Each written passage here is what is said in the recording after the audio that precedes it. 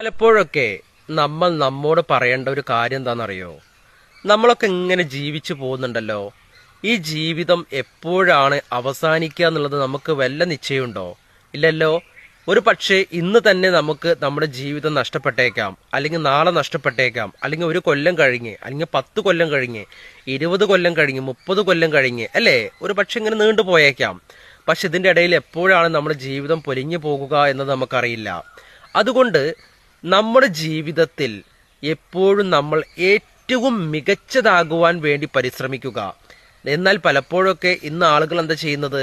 തൻ്റെ തൻ്റെ ഉള്ളിൽ കിടക്കുന്ന ഏറ്റവും മലിനമായ, ഏറ്റവും എന്താ പറയുക, വൈറസ് അടങ്ങിയ ഏറ്റവും മോശമായിട്ടുള്ള ചിന്തകളാണ് അവർ പുറത്തെടുക്കുവാൻ വേണ്ടി പരിശ്രമിക്കുന്നത്.